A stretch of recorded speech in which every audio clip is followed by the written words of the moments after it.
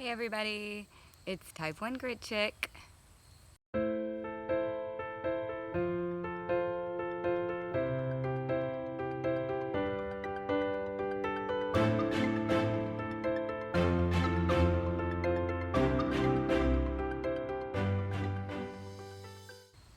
So it is mid-October and I have been meaning to do an update video for some time now and was blessed with a little extra time today.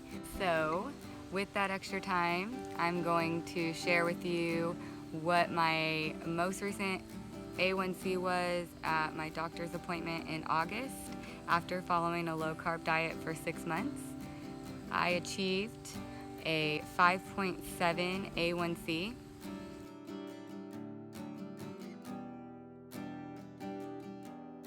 And I really just want to talk about how I'm doing that.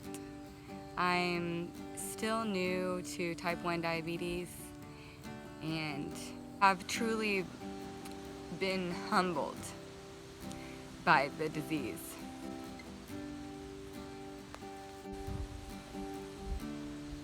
There is nothing easy about being a type 1 diabetic. It's a daily fight for your life. One day you think you got it figured out, and the next, it's a new game.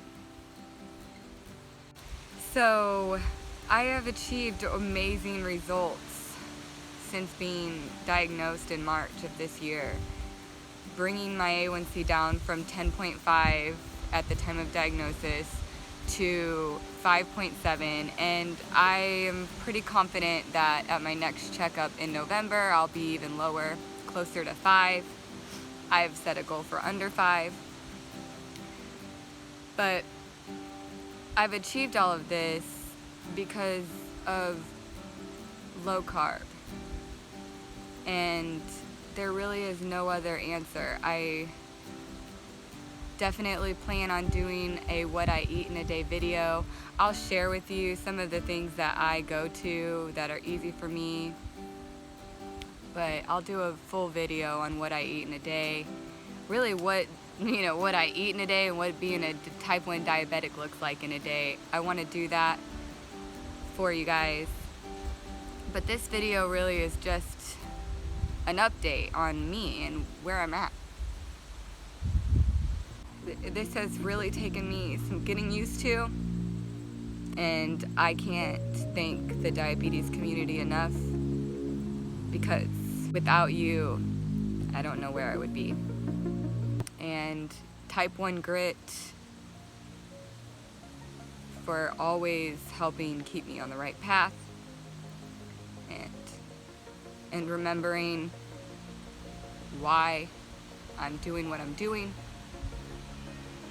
So let's talk about what am I doing. I am following a low-carb diet.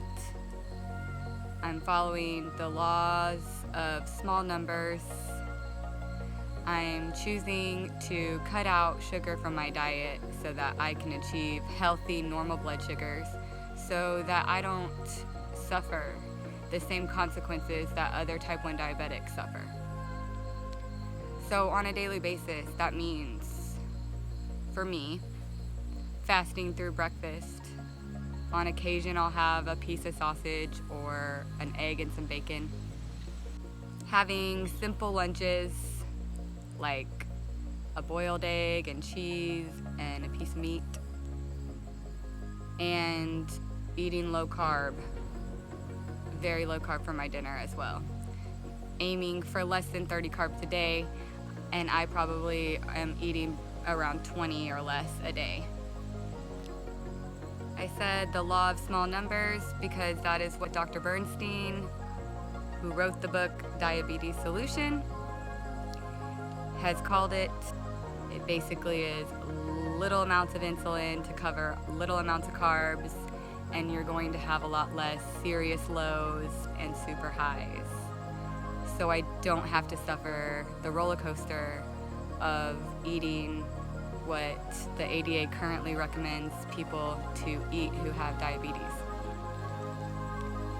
I also have chosen to use Novolin R as my insulin because, again, that is what Dr. Bernstein recommends for a low-carb diet, and I've seen it myself when I use other insulins. With this diet, I still see spikes, and I also see very severe and very fast lows, where with Novolin R, I don't experience that.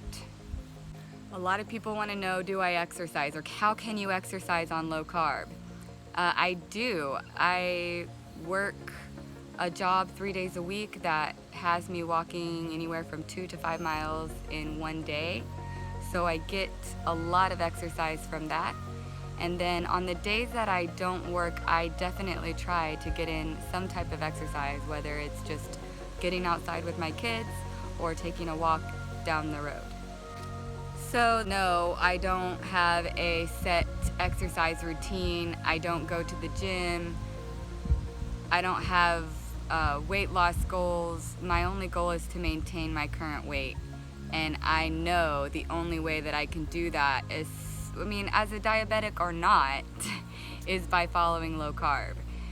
Because again, I will just keep reiterating it, that insulin causes fat storage, and the more insulin that you need, whether you're a diabetic or not, you have insulin going through your body. So type 1 diabetic is putting it in their body. A regular healthy person, their pancreas is making it. So the more insulin made, the more fat that will be stored. So I don't have weight loss goals, I'm not exercising, but yes, I do see exercise makes a big difference in managing blood sugars and keeping them level. Another thing I've been struggling with is my fasting blood sugars and having a spike in the AM after waking, even with fasting. I've tried all kinds of different things, and I'm still, again, new to type 1 diabetes, so I really don't know how that will end up resolving itself.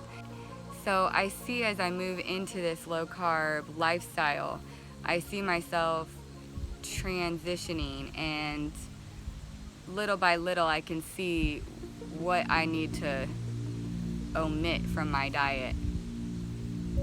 The obvious things in the beginning were blatant sugar and ice cream and potatoes and all of that, but there's little things that weren't as obvious and don't seem as harmful, like beans, that were a favorite of mine and I still allow on occasion. But it's something that I will slowly become comfortable with letting go, and maybe even still allow it on occasion, just not nearly as often.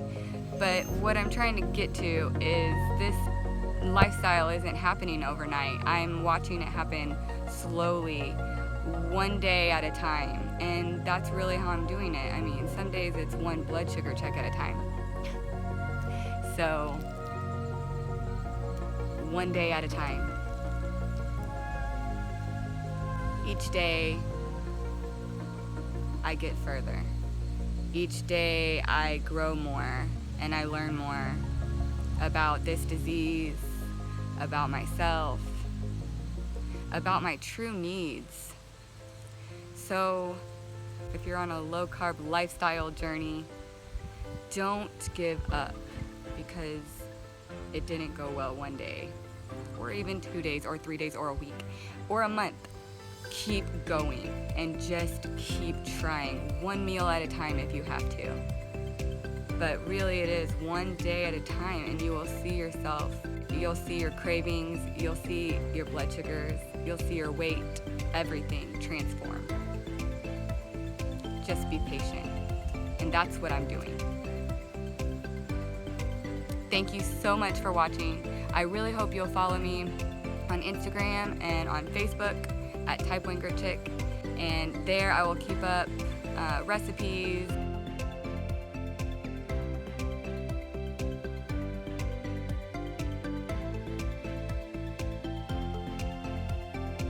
daily readings,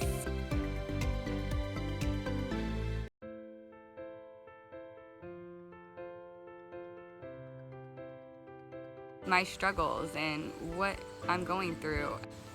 So I hope you'll subscribe to our channel to follow my journey on this low carb lifestyle and being a type 1 diabetic. Thank you again for watching.